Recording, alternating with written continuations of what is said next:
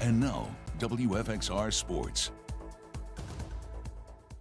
Yes. Good evening, everyone. I'm Jermaine Farrell, hoping your day is wonderful and blessed like butter. Let's get on a roll, baby.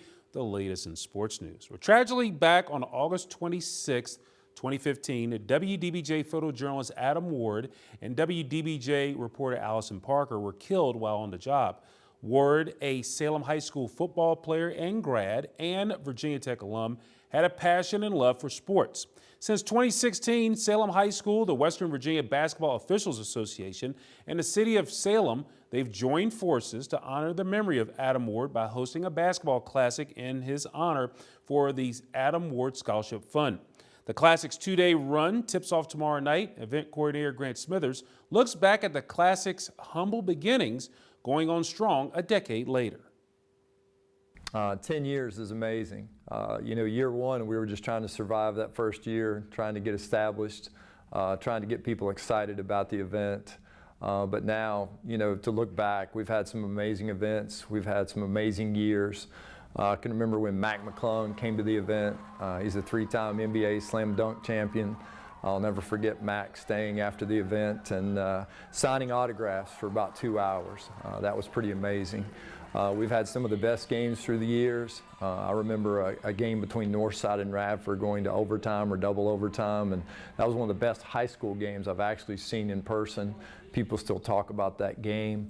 And then we've just been blessed with really good teams, great coaches, and community support.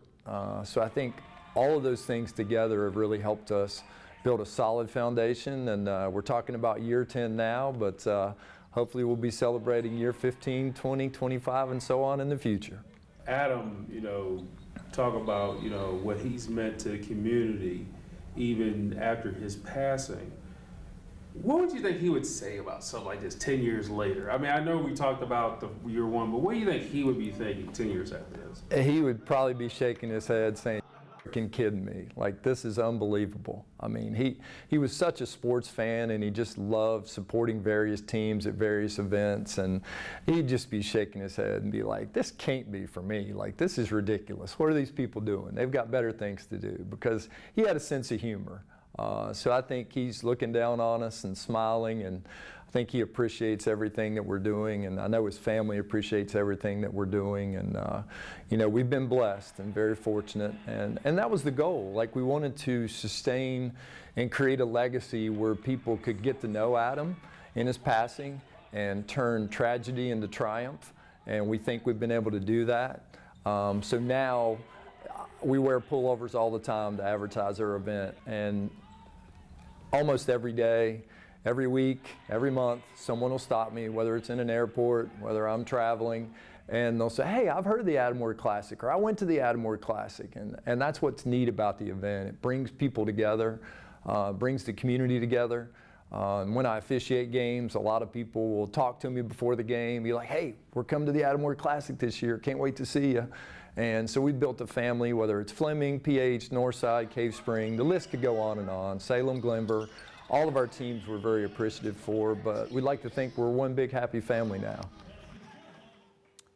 Now, one other side note, Smithers says when they started the Classic, the goal was to raise enough money to give out a pair of $500 scholarships. Now, each year, they're able to give out two $5,000 scholarships to students deemed Adam-like. Now, after this year's Classic, overall nearly $150,000 is raised during the 10 years of the Adam Ward Classic. In addition, the Adam Ward Classic Committee will be making donations to the Make-A-Wish Foundation and the Special Olympics in Adam's honor.